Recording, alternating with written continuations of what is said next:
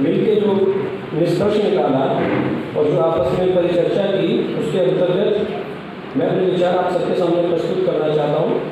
तो ऐसा है कि जो मोहित को एकेडमिक स्कॉलरशिप दी गई, जिसके लिए एक पेपर जो उसको देने थे, उसमें दिक्कत ये हुई कि उसके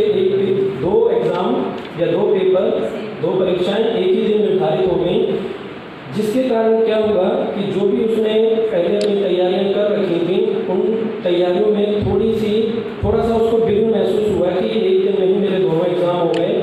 तो इस स्थिति के अंतर्गत स्ट्रेस आना या तनाव आना या अवसाद आना या चिंता होना स्वाभाविक है, बड़ा लाजमी है। तो उसको भी इस परिस्थिति ने जब घेरा तो वो उसको किस प्रकार से उसको प्रबंधन उसका कर पाया या नहीं कर पाया, उसके अंतर्गत ये पता चला कि उसने जैसे ही एग्ज़ाम देने जब वो गया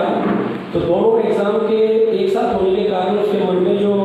द्वंद्व उभरा और जो दिक्कतें आई, उसके कारण क्या हुआ, उसको आती हुई चीज़ें भूल गई, ब्लर हो गई, उसका विजन क्लियर नहीं हो पाया, उसका निष्कर्ष पे वो पहुंच नहीं पाया सही से, जो कि वो पहुंच सकता था यदि एक एग्ज़ाम एक ही दिन में होता। किंतु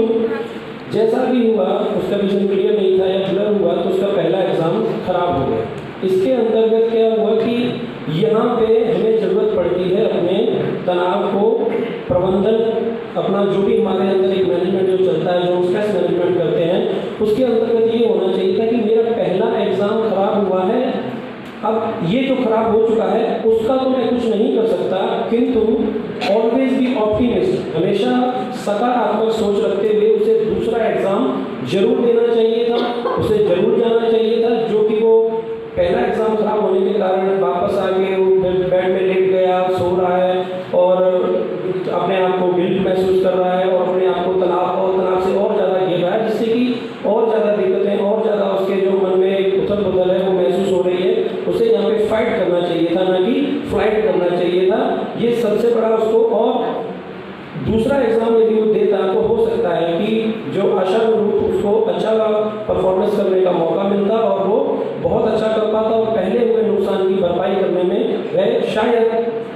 कामयाब हो पाता। और शायद क्यों, जरूर कामयाब होता है, क्योंकि जैसा मन में हम सोच लेते हैं वैसा अदा तो हम कर ही लेते हैं, और यदि थोड़ी उसमें और मेहनत रूपी आशा डाल दी जाए तो हम उद्देश्य को पूर्ण रूप में प्राप्त कर लेते हैं। That's all, thank you.